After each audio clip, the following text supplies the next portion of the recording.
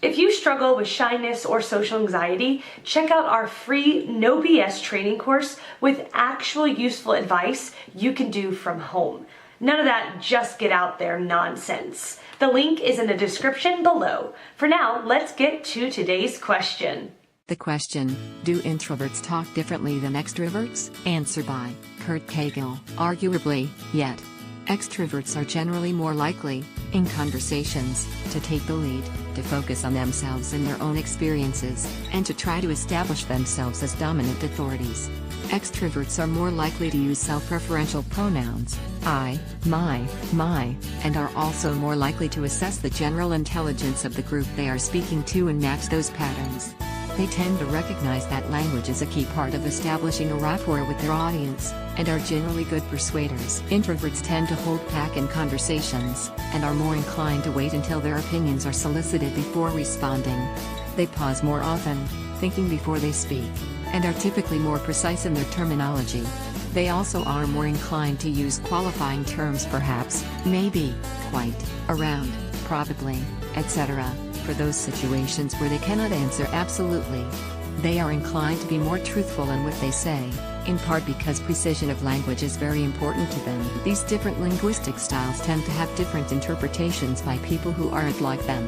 An introvert is often seen as stuffy, arrogant or aloof, because they dislike small talk, the seemingly innocuous patter about common cultural threads that extroverts use to establish rapport, and to a certain extent determine allegiances and belief systems.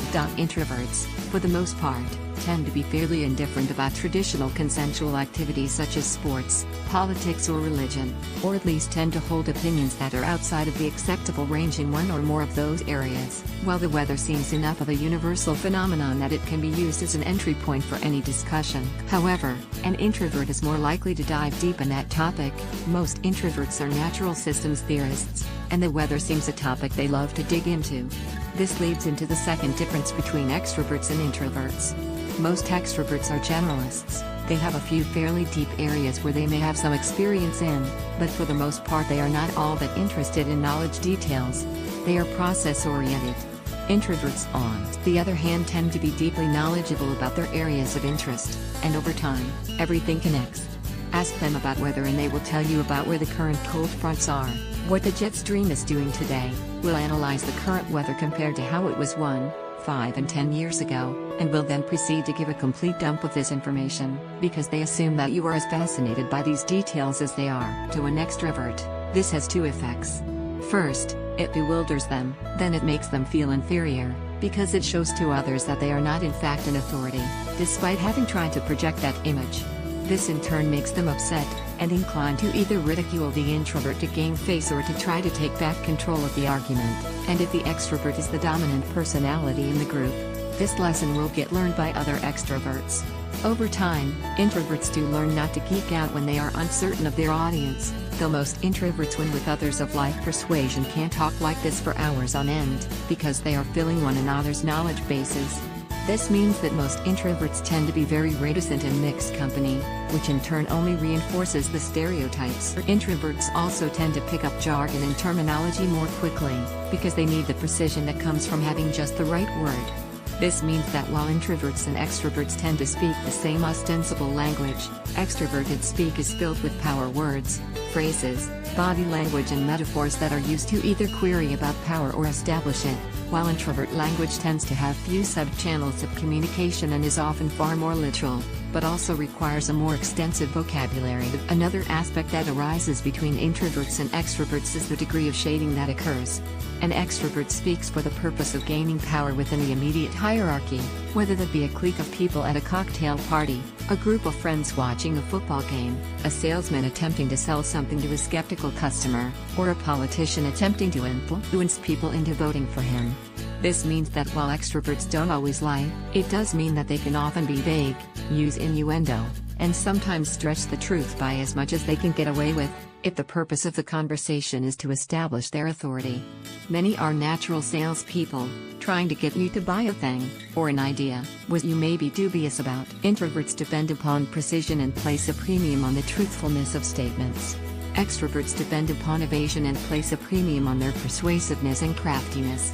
You see this a lot in business, especially in areas like IT where the extroverts have to work with the introverts to get things done. Steve, I need an estimate for when you'll have the flux capacitor model completed for the sales report. Mark, we're still in early phase testing, and am worried about some issues with getting the transmogrifier coded properly, given we have a library that we're not. Steve, look, just give me a number, I don't care about the details. Mark, I really can't. If everything goes smoothly, probably 3 weeks, but I kind of doubt it will.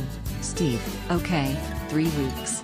It'll let the stakeholder committee know that we'll be ready to go then. Mark, but I don't think we can do it by then. Steve, look, you just said you could do it in 3 weeks. Mark, only if nothing goes wrong. Steve, oh, I trust that you'll be able to get it done in time, you're a smart guy. So, you better get back to work. Mark, but I cannot tell you how many times I have had variations of this exact same conversation, and they are typical of the interaction between an introvert and an extrovert. Steve, the extrovert here, was looking to do 2 things. First, to get a lower bounds estimate for when he could in fact get a project done, but more importantly, to find a way to pass the blame onto someone else. Mark, in the likely case that something does go wrong when the schedule slips, it becomes Mark's fault for not hitting the estimate that he gave, even heavily qualified, rather than Steve's fault for pushing Mark into making a poor estimate. For Steve, there is no downside in the immediate term, because Mark will be gone, either dropped because Hess not meeting his milestones or leaving because he realizes Hess in a no-win situation. Eventually, Steve's day of reckoning will come, but not before Hess burned through 4 or 5 marks. Moreover, Steve will probably not realize that it is extroverted speech patterns and expectations that are the root cause of the problem.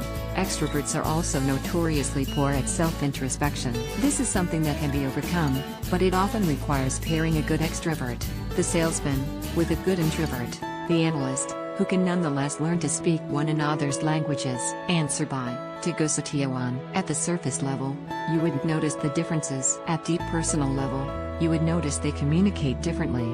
The keyword is communication. Source 1. The easiest way to spot the difference is that a true introvert usually listens more than talking.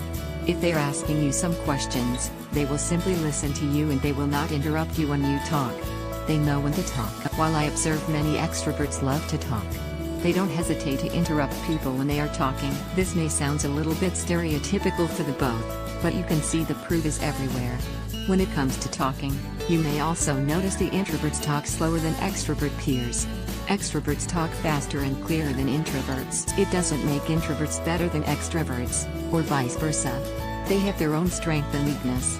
As an introvert myself, I understand my strength is a willingness to listen to people when they want to be heard. Source: what are the differences between introvert and extrovert communication? Footnotes. 1. Image on Patricia Weber. Answer by Leslie Graham. As an INFJ, I listen a lot, but because a lot of my friends and rels are extroverts and like to dominate conversation, I sometimes have to interject as it never get a word edgewise. Though I have been accused of getting a case of verbal diarrhea, this will only be in extreme cases. I also came from a family that was highly dysfunctional and talking was often used in a form of defense. I digress. As a youngster I wouldn't speak for hours or days, I just wanted to be left to figure things out for myself.